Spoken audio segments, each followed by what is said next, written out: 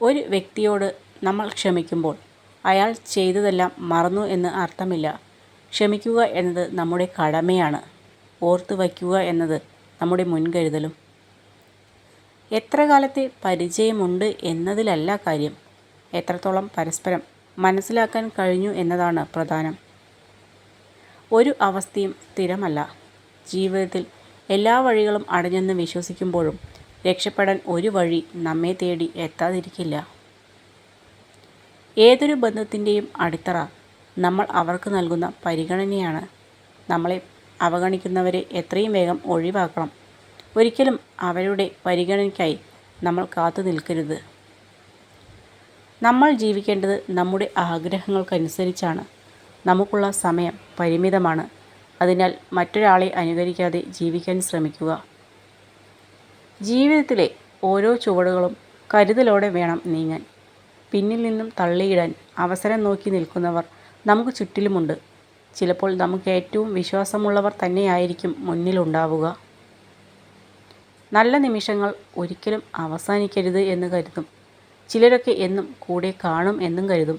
പക്ഷേ മനോഹരമായതിനൊക്കെ ആയുസ് കുറവാണെന്ന് കാലം തെളിയിക്കും. ആർക്കു വേണ്ടിയും ആരെയും നഷ്ടപ്പെടുത്താതിരിക്കുക. കാരണം ഒരാളും മറ്റൊരാൾക്ക് പകരമാവുകയില്ല. ഒരിക്കൽ നഷ്ടപ്പെട്ടു കഴിഞ്ഞാൽ പിന്നീടൊരിക്കലും തിരിച്ചു കിട്ടുകയുമില്ല. ഒരു പിണക്കമുണ്ടായാൽ ആദ്യം നമ്മളോട് ഇണങ്ങാൻ വരുന്നവർ നമ്മളോട് തോറ്റു വരുന്നതല്ല, നമ്മൾ അവരെ സ്നേഹിക്കുന്നതിനേക്കാളേറെ അവർ നമ്മളെ സ്നേഹിക്കുന്നത് കൊണ്ടാണ്. എല്ലാ സ്നേഹബന്ധങ്ങളും നിലനിൽക്കുന്നത് ഇത്രത്തോളം സ്നേഹിക്കാൻ മനസ്സുള്ള മനുഷ്യർ ഉള്ളതുകൊണ്ടാണ്. എല്ലാം അതിൻ്റേതായ സമയത്ത് ഭംഗിയായി നടക്കുന്നതാണ്. അമിത ചിന്തകൾ പ്രയോജനം ചെയ്യില്ല. നാം ഒരിക്കലും സംഭവിക്കില്ല എന്ന് കരുതിയ പല കാര്യങ്ങളും പിന്നീട് യാഥാർത്ഥ്യമായേക്കാം. ചോദ്യം ചെയ്യുന്നതിനേക്കാൾ വിശ്വസിക്കാൻ തയ്യാറാവുക. ഇല്ല എന്നിടത്ത് ഇല്ല എന്നും വേണ്ട എന്നിടത്ത് വേണ്ടെന്നും തന്നെ പറയുക. എന്ത് വിചാരിക്കും എന്ന് കരുതി പറയാതിരുന്നാൽ ചിലർ നമ്മുടെ മൗനത്തിന് വില നിശ്ചയിക്കും.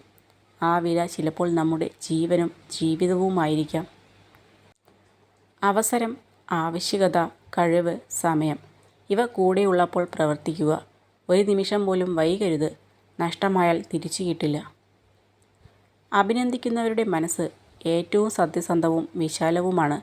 എന്നാൽ സുഹൃത്തിൻ്റെ വിജയത്തിൽ അസ്വസ്ഥനാകുന്നവൻ സ്വാർത്ഥനും അസൂയാലുവുമാണ്.